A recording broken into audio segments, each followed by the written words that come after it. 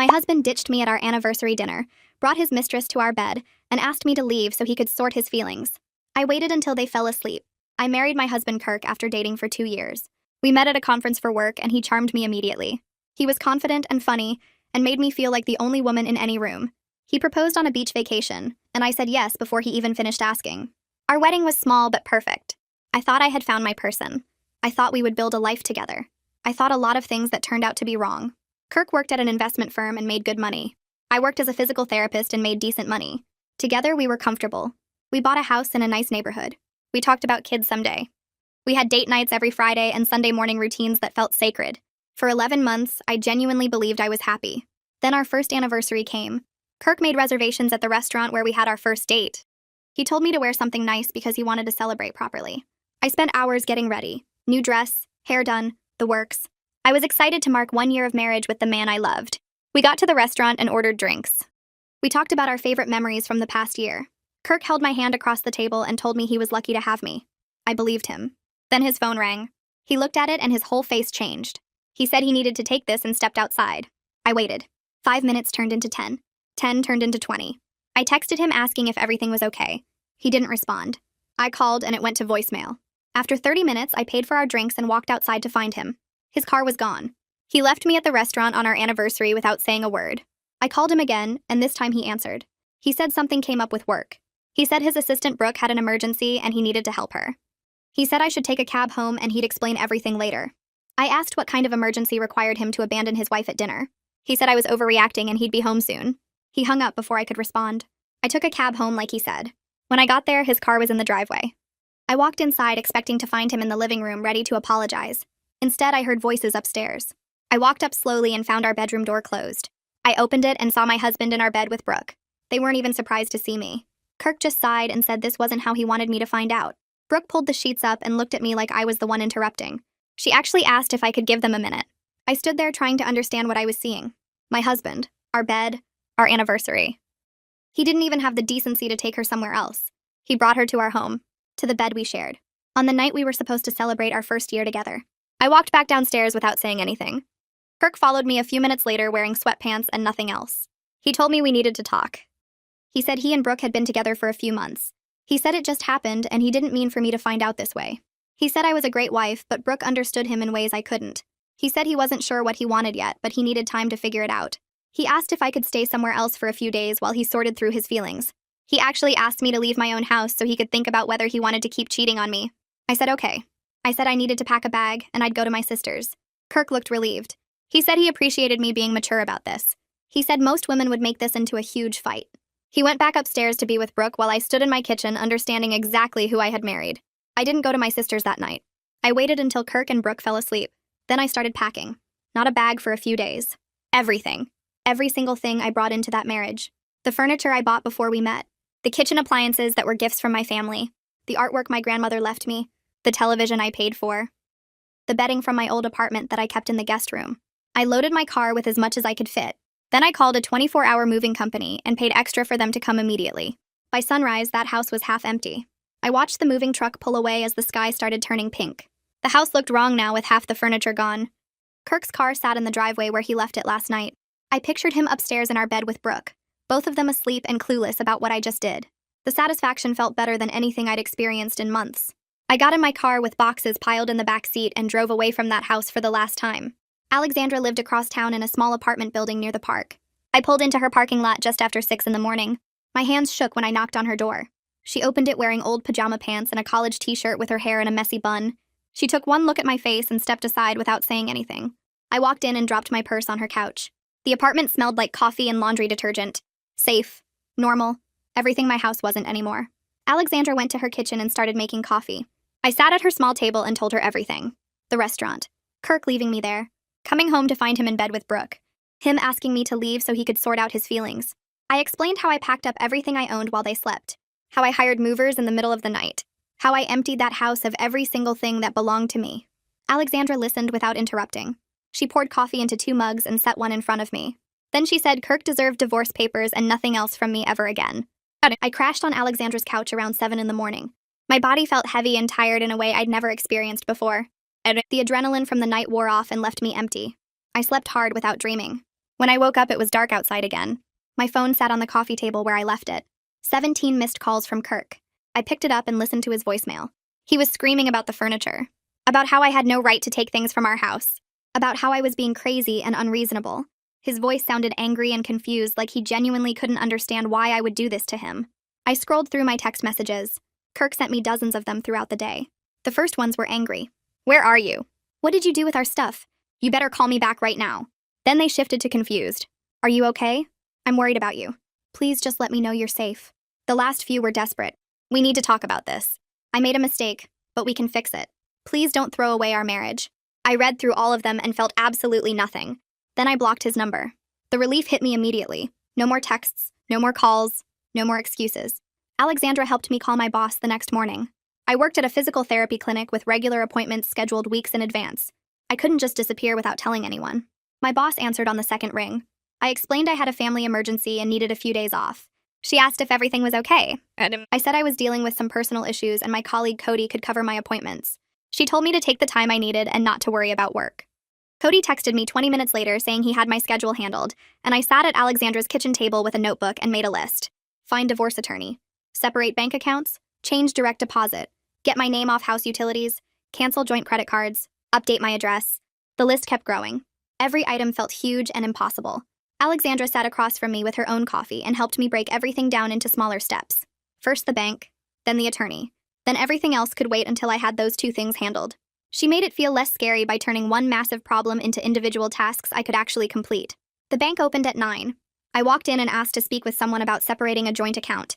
The representative was a woman in her 30s with kind eyes. She asked what I needed. I explained I was getting divorced and needed my own account. She helped me open a new checking and savings account. We transferred my direct deposit information from work. Then she helped me move money from the joint account Kirk and I shared. I took exactly half of our savings. I calculated what I'd contributed over the past year plus half of what we'd saved together. It came out to almost $8,000. The representative processed everything and gave me new debit cards. The whole thing took less than an hour. My phone rang that afternoon. Alexandra's number showed up on the screen, but I knew it wasn't her calling. She was sitting right next to me on the couch. I answered and heard Kirk's voice. He was begging, pleading with me to just talk to him for 5 minutes, asking where I was and when I was coming home. Alexandra grabbed the phone from my hand. She told Kirk I would only communicate through lawyers from now on. If he contacted her again, she would file harassment charges. Then she hung up on him while he was still talking. She blocked his number on her phone too. We sat there in silence for a minute.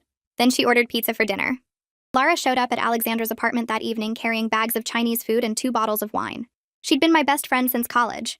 We met in a psychology class and stayed close even after graduation. She hugged me hard when she walked in. The 3 of us sat in Alexandra's living room with takeout containers spread across the coffee table. I told the whole story again from the beginning. The anniversary dinner, finding Kirk with Brooke, packing up the house, everything. Lara listened and ate lo mein straight from the container. When I finished, she said she never liked Kirk anyway. She thought he was too smooth and fake. The way she said it made me laugh. It was the first time I'd laughed in 3 days. We finished both bottles of wine and I fell asleep on the couch feeling like maybe I could actually survive this. I woke up early and opened my laptop before Alexandra got up. I needed to find someone who could actually help me instead of just taking my money and being nice to Kirk. I typed divorce attorney into the search bar and started reading through websites. Some lawyers had pictures where they looked too friendly. Others had reviews saying they settled too easily. I needed someone tough. Someone who wouldn't smile and nod when Kirk turned on his charm and made excuses. I read through pages of reviews on different legal websites. One name kept showing up in comments from other women who'd been cheated on. Juliet Howell. Her reviews said she was direct and didn't waste time. One woman wrote that Juliet made her ex-husband cry during the settlement meeting. Another said Juliet got her everything she deserved plus more. I called the number on her website and a receptionist answered. I explained my situation in basic terms. Husband cheated. I left. Need divorce. The receptionist said Juliet had an opening that afternoon at 2. I took it. Juliet's office was in a tall building downtown with marble floors and expensive art on the walls. The elevator smelled like leather and coffee. Her waiting room had fancy magazines and water bottles in a mini fridge. A receptionist told me to have a seat and Juliet would be with me in a few minutes. I sat on a leather couch that was nicer than any furniture I'd ever owned. 10 minutes later, the receptionist walked me back to an office with huge windows overlooking the city. Juliet stood up from behind a massive wooden desk. She was maybe 50 with short gray hair and a navy suit. She shook my hand with a firm grip and gestured to a chair across from her desk. I sat down and she picked up a yellow legal pad and a pen. She told me to start from the beginning and tell her everything. So I did. I explained about the anniversary dinner and Kirk leaving me at the restaurant. I told her about finding him in our bed with Brooke. I described how he asked me to leave so he could sort his feelings. I explained packing up everything I owned and emptying half the house before dawn. Juliet wrote notes the entire time without interrupting once. When I finished, she put down her pen and looked at me. She said Kirk sounded like an entitled jerk who thought he could have everything his way. She said we were going to make him regret every single choice he made. Juliet explained that everything I took from the house was completely legal. The furniture I bought before we got married belonged to me. The gifts from my family were mine. The things I paid for with my own money were mine. Kirk couldn't claim I stole anything because none of it was his property. She said his affair gave us excellent grounds for divorce. In our state, adultery mattered for settlements. It meant I had a strong position in any negotiation. Kirk was the one who broke our marriage contract. That gave me leverage. Juliet asked about our assets. I told her about the house and the joint savings and Kirk's retirement account from work. She made notes about everything. She asked if I had proof of the affair. I said I saw them together in our bed, and Kirk admitted it. She said that was enough. She asked if I wanted to try counseling or mediation first. I said no. I wanted a divorce as fast as possible. She nodded and said we'd file the papers today. We spent the next hour going through paperwork. Juliet had forms already prepared. She filled in our names and the grounds for divorce and the date we got married. She listed adultery as the reason for dissolution. She wrote down that I was requesting an equal division of marital assets. She explained that meant splitting the value of the house and the savings, and Kirk's retirement contributions during our marriage. Everything we built together would be divided fairly. She said the process server would deliver the papers to Kirk at his office tomorrow. I liked that idea. He humiliated me by bringing Brooke to our home. Now he'd get served divorce papers at work where all his coworkers could see. Juliet signed the forms and made copies for me. She said Kirk would have 30 days to respond. Then we'd start negotiating the settlement. She told me to keep records of everything, save all texts and emails, document any contact Kirk tried to make, write down dates and times. Everything could be useful later. I thanked her and wrote a check for her retainer fee. She walked me to the door and told me to call if Kirk tried anything stupid. I drove back to Alexandra's apartment feeling lighter than I had in days. Having a plan made everything feel less scary. Juliet knew what she was doing, and she wasn't going to let Kirk push me around. Alexandra was making lunch when I got back. She asked how the meeting went. I told her Juliet was perfect, and we filed the papers already. Alexandra hugged me and said she was proud of me for taking action so quickly. Then she said I could stay with her as long as I needed. I appreciated the offer, but I knew I couldn't live on her couch forever. I needed my own place. Somewhere that was just mine. I pulled out my phone and started looking at apartment listings. I searched for one-bedroom places near my work. Most of them were expensive, more than I wanted to pay. But I had money from the joint account and I'd get more from the house eventually.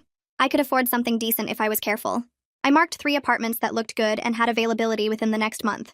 I'd call them tomorrow and set up tours. Kirk got served at his office the next morning. I know because Juliet called me at 11 to say the process server confirmed delivery. She said Kirk looked shocked when he realized what the papers were.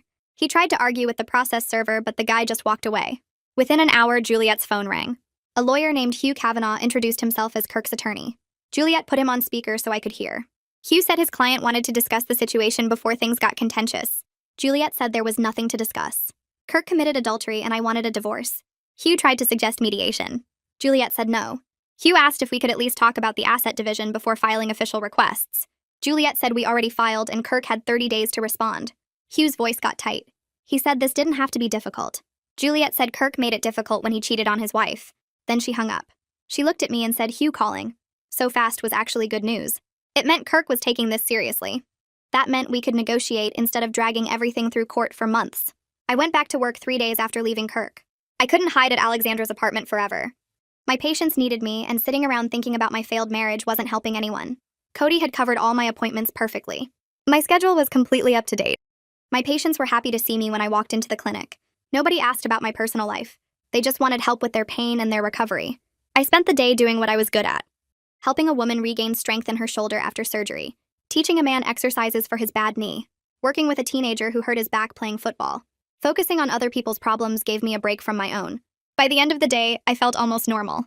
Cody stopped by my office before leaving. He asked if I was doing okay. I said I was managing. He said he was glad I was back, and if I ever needed to talk, he was around. I thanked him. It felt good to know I had people at work who cared. My phone rang while I was driving home from the clinic. I didn't recognize the number, but I answered anyway.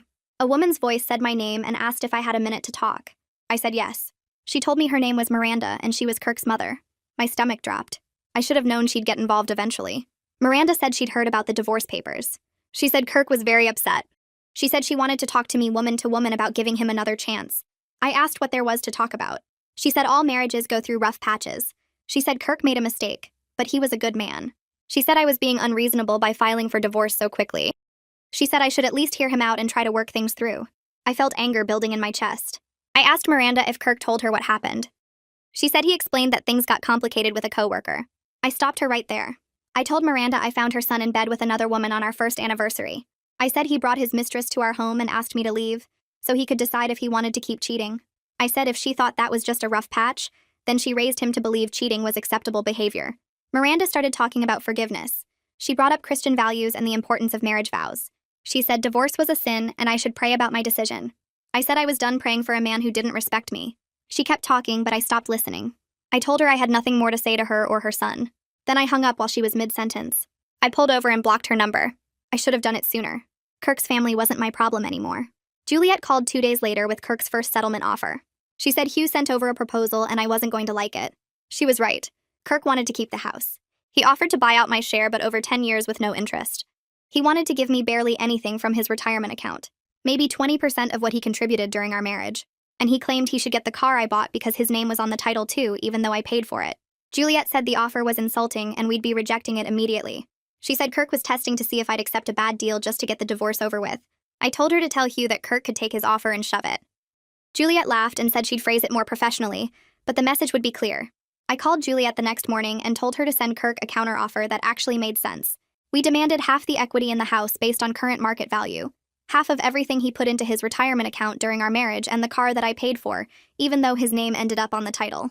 Juliet typed everything into her computer while we talked and said she'd have the documents ready by end of day. She explained that Kirk's lawyer would probably come back with something in the middle because that's how negotiations work, but we needed to start from a strong position. I told her I didn't care how long it took as long as I got what I deserved. She laughed and said that was exactly the right attitude for divorce negotiations. I spent my lunch break that afternoon looking at apartment listings on my phone between patient appointments. Most places near my clinic were either too expensive or looked like they hadn't been updated since the 80s. I found a one-bedroom in a complex about 15 minutes from work that had availability starting next month. The rent was higher than I wanted to pay, almost $200 more than I'd budgeted, but the pictures showed a gym and a pool, and the reviews mentioned good security. I called the leasing office and scheduled a tour for Saturday morning. The woman on the phone said they had 3 units available and they were going fast, so I shouldn't wait too long to decide. Saturday came and the apartment looked even better in person than in the photos. The unit was on the 2nd floor with a balcony that faced the pool area. The kitchen had newer appliances and the bathroom had been renovated recently. I walked through the empty rooms imagining where my furniture would go and realized I didn't have enough stuff to fill the space. The leasing agent gave me paperwork to fill out and said she'd run my application that afternoon. I signed everything and paid the application fee, then drove straight to Alexandra's apartment to tell her I might have found a place. Lara came over that evening with her laptop and we started looking at furniture online. I needed basically everything because most of what I'd taken from the house was still in storage and wouldn't fit the new apartment style. We scrolled through discount furniture sites and local marketplace listings for hours. Lara found a couch for $300 that looked barely used, and a dining table someone was selling because they were moving out of state. I bookmarked everything I liked and made a list of what I absolutely needed versus what could wait. The total kept climbing, but I reminded myself that building a new life costs money, and I'd rather spend it on things I actually wanted than keep using Kirk's boring neutral furniture. The leasing office called Monday afternoon to say my application was approved, and I could move in on the 1st of next month. I paid the deposit and first month's rent over the phone, watching my savings account balance drop by a significant amount. It felt scary and exciting at the same time, knowing I was committing to this new chapter. I texted Lara about the couch and the table, and she offered to help me pick everything up in her truck. Alexandra said she'd take a day off work to help me move when the time came. Tuesday started normal with my usual morning patients at the clinic. I was working with a woman on shoulder exercises when the receptionist knocked on my treatment room door. She looked uncomfortable and said there was someone in the waiting room asking for me. I told my patient I'd be right back and walked out to the front desk. The receptionist leaned close and whispered that my husband was here and seemed upset. My stomach dropped, but I kept my face calm. I told her to inform Kirk that all communication goes through our attorneys, and if he doesn't leave immediately, I'll call the police for trespassing. She nodded and walked back to the waiting room while I stood behind the desk watching through the window. Kirk's voice got loud enough that I could hear him from where I stood. He was saying something about how I wouldn't even talk to him, and this was ridiculous. The receptionist came back looking shaken and said he was refusing to leave. I picked up the desk phone and started dialing the non-emergency police line. Kirk must have seen me through the window because he finally turned and walked toward the exit, but not before knocking over a magazine rack on his way out. 2 of my coworkers had come out of their treatment rooms when they heard the noise. Cody asked if I was okay, and I said I was fine, just dealing with my soon-to-be ex-husband acting like a child. The rest of my appointments that day felt tense because I kept expecting Kirk to come back. Cody checked the parking lot during his lunch break and said Kirk's car wasn't there. By the time my last patient left at 5, I was exhausted from the stress of looking over my shoulder all afternoon. Cody walked me to my car without me asking, scanning the parking lot the whole way. He waited until I was inside with the doors locked before heading to his own vehicle. I sat there for a minute, making sure Kirk wasn't waiting somewhere nearby, then drove to Alexandra's apartment, taking a different route than usual just in case he tried to follow me. Juliet called me that evening and I told her about Kirk showing up at my work. She was quiet for a moment, then said we needed to file for a restraining order immediately. She explained that Kirk's workplace visit, combined with his pattern of trying to contact me through other people, showed a clear attempt to harass and intimidate me. I gave her all the details I could remember, including the names of my coworkers who witnessed his behavior. Juliet said she'd have the paperwork ready first thing in the morning, and we'd file it with the court by end of day. 3 days later, she called to say the judge granted a temporary restraining order requiring Kirk to stay at least 500 feet away from me, my work, and Alexandra's apartment. The order would stay in effect until our divorce hearing unless Kirk violated it, in which case he'd face criminal charges. No, Kirk's lawyer sent over a second settlement offer the following week. Juliet forwarded it to me with a note saying it was better but still not fair.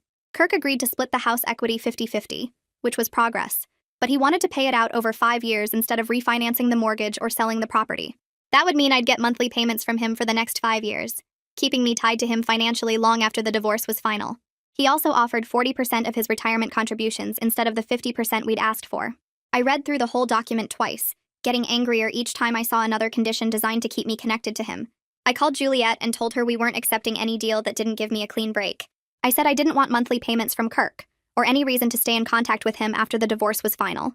She agreed completely and said she'd send back a counteroffer rejecting the payment plan and holding firm on the 50-50 retirement split. I asked how long this could go on, and she said it depended on how stubborn Kirk wanted to be, but eventually he'd realize we weren't backing down, and he'd have to accept reasonable terms or take his chances with a judge. Alexandra helped me pack up the rest of my belongings from the storage unit the weekend before my move-in date. We loaded boxes into her car and my car, making 3 trips to get everything to the new apartment.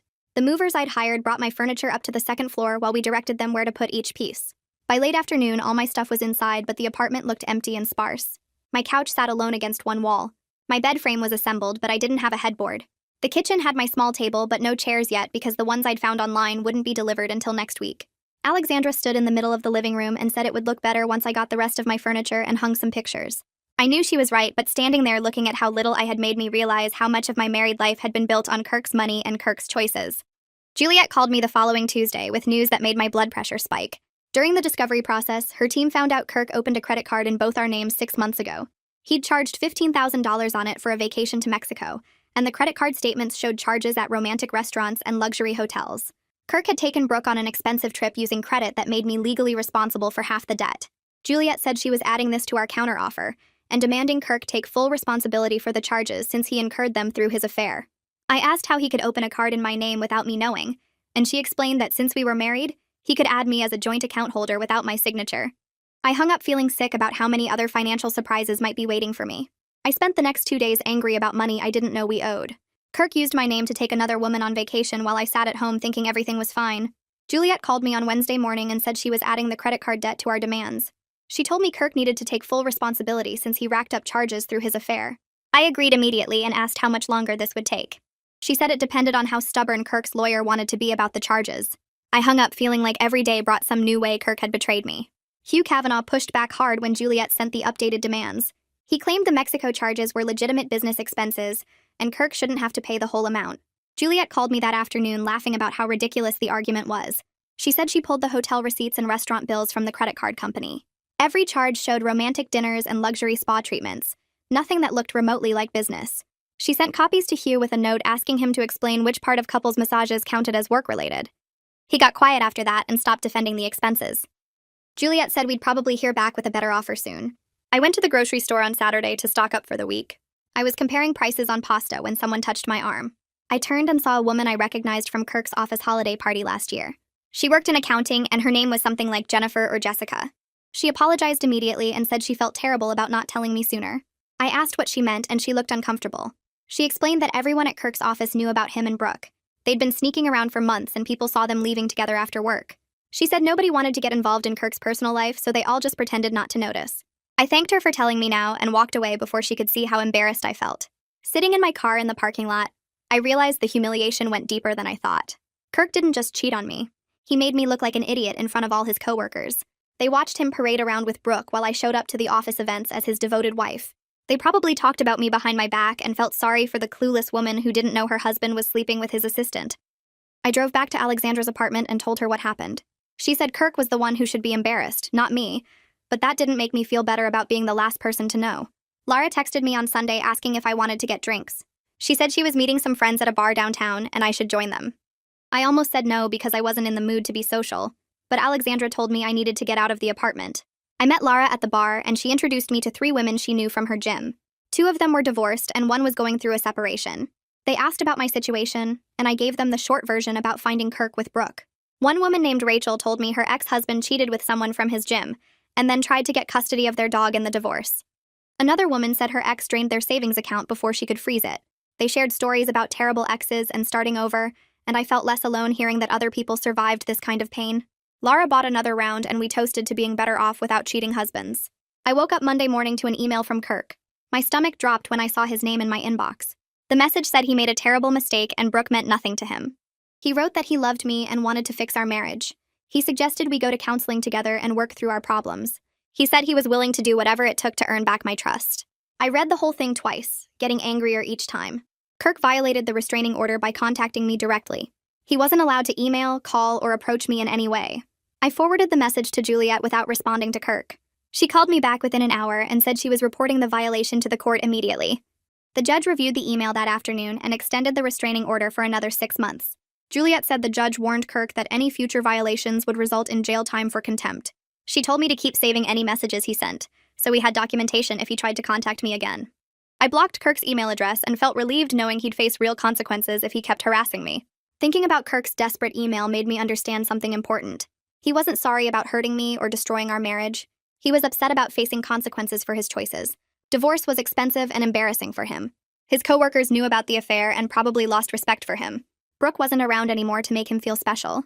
He wanted me back because his life got harder without me, not because he actually valued me or our relationship. The email wasn't an apology.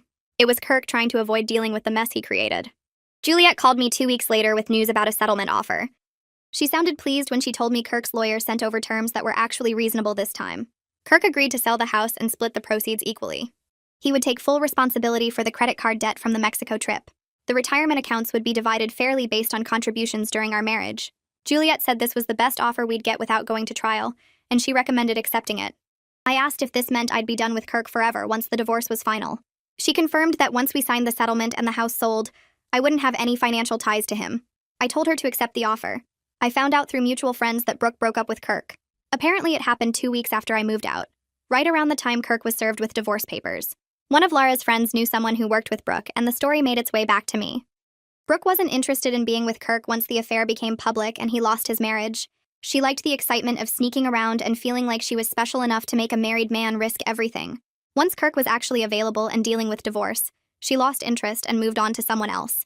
Kirk threw away our marriage for someone who never actually wanted him. Kirk's situation gave me a weird feeling that I can only describe as fair.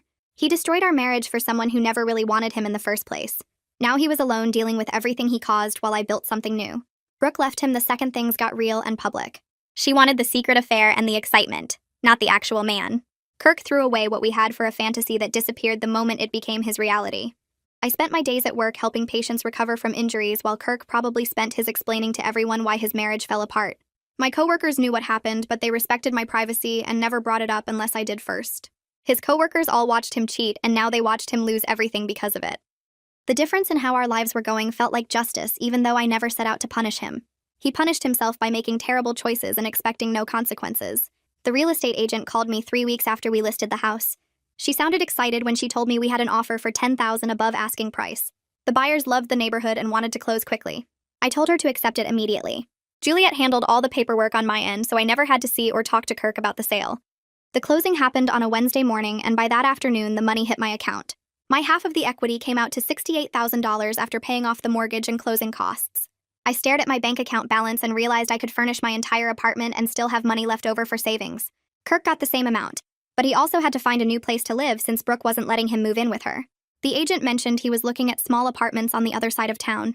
Going from our nice house to a one-bedroom felt like exactly what he deserved.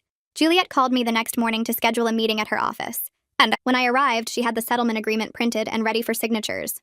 She walked me through every page explaining what each section meant. The house sale proceeds were split equally. Kirk took full responsibility for the $15,000 in credit card debt from his Mexico trip with Brooke. Our retirement accounts got divided based on what we each contributed during the marriage. I kept my car and he kept his. We had no shared debts or assets after this. Juliet said once we both signed, the court would process the divorce and it would be official in 6 weeks. Kirk already signed his copy that morning. She showed me his signature at the bottom of each page. Probably Hugh told him this was the best deal he would get, and fighting would only cost more in legal fees. I picked up the pen and signed my name next to his on every page. My hand didn't shake. I felt nothing but relief that this was almost over. Juliet made copies for my records and said she would file everything with the court that afternoon. 6 weeks and I would be legally free from Kirk forever. I texted Alexandra and Lara asking if they were free for dinner that night. Both said yes immediately. I made reservations at the restaurant where Kirk abandoned me on our anniversary. The same hostess who saw me sitting alone that night greeted me when we arrived. I requested a different table than the one Kirk and I sat at. We got seated by the window with a view of the street. The waiter brought menus and I ordered a bottle of expensive wine without looking at the price. When he poured our glasses, I raised mine and told them I signed the settlement papers today. Alexandra grabbed her glass and said we needed to toast. I thought for a second about what to say. Then I told them, here's to new beginnings and leaving terrible men in the past where they belong. We clinked our glasses together and Lara added that we should also toast to me for being strong enough to walk away. The wine tasted better than anything Kirk ever ordered. We spent 2 hours eating good food and laughing about how much better my life was now. The restaurant didn't hold any sad memories anymore. I took them back and made new ones. 2 days later, Alexandra called me while I was at work. She sounded angry and a little scared. She said Kirk just showed up outside her apartment building. She saw him from her window standing on the sidewalk looking up at her unit. I told her to call the police immediately and report that he was violating the restraining order. She said she already dialed and they were on their way. I stayed on the phone with her until she saw the police car pull up. 2 officers got out and approached Kirk. Even from her window, she could see him trying to explain something to them. One officer made a phone call while the other stood with Kirk. After a few minutes, the first officer put Kirk in handcuffs and walked him to the police car. Alexandra watched them drive away with him in the back seat. She asked if I thought they would actually arrest him or just give him a warning. I told her the restraining order was clear, and showing up at her building counted as violating it. The police wouldn't just let him go. She sounded relieved when we hung up. Juliet called me an hour later confirming Kirk had been arrested and was being held until his court appearance the next morning. She said the judge would not be happy about this violation. Juliet explained what the arrest meant during our phone call. Kirk now had a criminal record for stalking because he violated a court order. This wasn't just a civil matter anymore. Any future employer or date who ran a background check would see he was arrested for violating a restraining order against his ex-wife. She said this would make it much harder for him to explain away his behavior. Women who looked him up before going out with him would find out he was a stalker. Companies that did thorough background checks might not want to hire someone with this kind of record. The violation was his own fault, but the consequences would follow him for years. I asked if this meant he would finally leave me alone. Juliet said the judge would likely extend the restraining order and warn Kirk that any future contact would result in jail time. She sounded satisfied when she told me Kirk made this so much worse for himself by not following the court's orders. I thanked her and went back to work feeling safer, knowing Kirk was facing real consequences. 6 weeks passed faster than I expected. I worked my regular schedule at the clinic and spent my free time settling into my apartment. On a Tuesday morning in early summer, my phone rang during my break between patients. Juliet's name showed on the screen. I answered and she told me the judge signed the final divorce decree that morning. The waiting period ended and everything was processed. I was officially divorced. She said she would mail me the certified copies for my records. I thanked her for everything she did to help me through this. She said I made her job easy by being organized and reasonable. After we hung up, I sat in the break room staring at the wall. The weight I'd been carrying since that anniversary dinner finally lifted. I wasn't Kirk's wife anymore. I was just me. I decided to take myself out to lunch to celebrate. There was a cafe 2 blocks from the clinic that I always wanted to try, but never had time for during workdays. I told the receptionist I was extending my lunch break and walked over. The cafe had small tables outside and I picked one in the shade. I ordered an expensive coffee drink and a sandwich.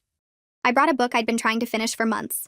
Sitting alone at that table with my book and good coffee felt more peaceful than any lunch I ever had with Kirk. I didn't have to make conversation or worry about what he wanted to do next. I could just exist in my own space, enjoying my own company. The realization that I was completely comfortable being alone surprised me. For so long, I thought I needed someone else to feel whole. But right now, in this moment, I felt more complete than I had in my entire marriage. When I got back to the clinic, Cody was waiting near the front desk. He asked if I had a minute to talk. We stepped into an empty treatment room, and he said he wanted to ask me something. He'd been thinking about it for a while, but wanted to wait until my divorce was final. He asked if I wanted to get drinks with him after work sometime. Not as coworkers, but as a date. I looked at his face and realized he'd been interested in me for months. He never said anything while I was going through the divorce. He never pushed or made me uncomfortable. He just waited and respected what I was dealing with. I appreciated that more than he probably knew. But I also knew I wasn't ready to date anyone yet. I told him I needed more time before I could think about anything romantic. He nodded and said he understood completely. Cody said he just wanted me to know he was interested whenever I felt ready. No pressure and no expectations. If I wanted to go out in a few months or a year or never, that was fine. He just didn't want to miss his chance to tell me how he felt. I thanked him for being so respectful about it. Kirk never respected my boundaries or my feelings. Cody's approach showed me what I actually deserved from someone who wanted to be with me. I told him I would let him know when I was ready to date again. He smiled and said that was all he needed to hear. We went back to work and everything felt normal between us. No awkwardness or pressure. Just two people who understood each other and could wait for the right timing. Alexandra showed up at my apartment the next weekend with a bag full of hardware and a drill. She said we needed to make the place feel like mine instead of just somewhere I was living temporarily. We spent hours hanging the artwork I'd kept in storage since before my marriage. My grandmother's watercolor paintings went up in the living room. The abstract prints I bought at a street fair years ago went in the hallway. Alexandra held each piece against the wall while I decided on placement. She asked questions about where I got each one and what they meant to me. Nobody asked me those kinds of questions when I lived with Kirk. He picked what went on our walls based on what matched the furniture. When we finished, Alexandra stepped back and looked around the apartment. She said I seemed different now. Happier. More relaxed than I ever was during my marriage. I realized she was right. The tension I carried in my shoulders for 11 months was gone. I wasn't constantly wondering if Kirk was happy or what mood he'd be in when he got home. I was just existing in my own space without worrying about anyone else. The apartment complex had a gym on the first floor that I walked past every day but never used. I decided to try the yoga class they offered on Tuesday and Thursday mornings before work. The instructor was a woman about my age who introduced herself and welcomed me to the class. 3 other people were already there setting up their mats. I picked a spot in the back corner and tried to follow along with the poses. My body felt stiff and awkward at first, but by the end of the hour, I felt calmer than I had in weeks. After class, one of the other women asked if I lived in the building. We talked for a few minutes about our apartments and how long we'd been there. She invited me to join her and some neighbors for coffee sometime. I said yes without hesitating. Building a social life that had nothing to do with Kirk or our old married friends felt like reclaiming something I'd lost. These people didn't know me as Kirk's wife. They just knew me as the woman from apartment 3B who took yoga classes and drank coffee. Laura called me at work one afternoon and asked if I wanted to go to the beach with her and some friends for a long weekend. She said they rented a house right on the water and had an extra bedroom. I checked my schedule and realized I had enough vacation time saved up. Kirk always complained when I wanted to take trips. He said we needed to save our vacation days for important things like visiting his family or going to work conferences. But now I could do whatever I wanted with my free time. I told Laura I was in and requested the days off from my boss. She approved it immediately and said I deserved a break after everything I'd been through. The beach weekend was exactly what I needed. We spent 3 days doing nothing but laying in the sun, swimming in the ocean, and eating good food. Nobody mentioned Kirk or my divorce. We just enjoyed being together without any drama or stress weighing us down. My boss called me into her office 2 weeks after I got back from the beach. I worried something was wrong or that I'd made a mistake with a patient. Instead, she told me the clinic was promoting me to senior physical therapist with a salary increase. She said my work during the past few months showed real character. Most people would have fallen apart dealing with a divorce, but I kept showing up and giving my patients excellent care. The clinic was lucky to have me on their team. The promotion came with a 15% raise and more responsibility for training new therapists. I thanked her and tried not to cry in her office. This job was mine. I earned it through my own hard work and dedication. Kirk had nothing to do with my success here. For the first time in my adult life, I had something that belonged completely to me. The extra money from my promotion meant I could afford things I couldn't before. My cousin lived in Seattle and I'd been wanting to visit her for years. Kirk always said it was too expensive or the timing wasn't right. Now I could book a trip without asking anyone's permission or worrying about someone else's schedule. I found a good deal on a flight and booked a hotel near my cousin's apartment. The freedom of making that decision on my own felt amazing. I didn't have to negotiate or compromise or explain why I wanted to go. I just decided and did it. That's what my life was now. Making choices based on what I wanted instead of what someone else would allow. 6 months after my divorce became final, I stopped at a coffee shop near my apartment to grab a drink before running errands. I was waiting for my order when I saw Kirk sitting at a table by the window. He looked terrible. His hair was too long and he had bags under his eyes. His clothes looked wrinkled like he'd slept in them. He saw me at the same moment and his face changed. He stood up and walked over before I could leave. He said my name and asked how I was doing. I told him I had nothing to say to him. He started apologizing again, saying he made a mistake and threw away the best thing in his life. I picked up my coffee and walked toward the door. Kirk followed me outside, still talking. He said he missed me and wanted another chance. I turned around and looked at him. This was the man who abandoned me at our anniversary dinner. The man who brought another woman to our bed and asked me to leave, so he could figure out his feelings. The man who tried to cheat me in our divorce settlement. I told him I didn't care what he wanted or what he missed. He made his choices and now he had to live with them. Then I walked away without looking back. My hands shook a little as I got in my car, but I felt good. Strong. Like I finally understood my own worth. Alexandra decided to throw me a divorce party to celebrate 1 year since I left Kirk. She invited all my friends to her apartment and decorated with balloons and a banner that said, "Congratulations." Everyone brought food and drinks, and we spent the evening laughing about how much better my life was now. Lara made a toast about how leaving Kirk was the best decision I ever made. My yoga instructor friend talked about how confident I seemed compared to when I first joined the class. My coworker from the clinic said I smiled more at work than I used to. Alexandra showed everyone the before and after photos of my apartment to demonstrate how much I'd changed. In the before pictures from right after I moved in, the place looked empty and sad. In the recent photos, it looked like a real home filled with things I loved. Everyone agreed that Kirk did me a favor by showing his true colors early. Better to find out after 1 year than after 10 years and kids. I looked around at all these people who supported me through the worst time of my life. They celebrated my strength instead of pitying my situation. This was what real friendship looked like. This was what I deserved. Cody asked me again if I wanted to get dinner with him. 6 months had passed since he first asked, and I told him I needed time. Now I felt ready to try dating again. We went to a restaurant downtown that had outdoor seating and good wine. Cody was easy to talk to and genuinely interested in hearing about my life. We talked about our work at the clinic and our favorite patients and places we wanted to travel. He asked about my interests and hobbies and what I did for fun. Not once did he bring up Kirk or my divorce or anything negative from my past. He just wanted to get to know me as I was now. When dinner ended, he walked me to my car and asked if he could see me again. I said yes. He leaned in for a goodnight kiss that was sweet and respectful. No pressure for more. No expectations that I owed him anything because he bought dinner. Just a simple kiss that felt right. Cody and I started seeing each other regularly after that first date.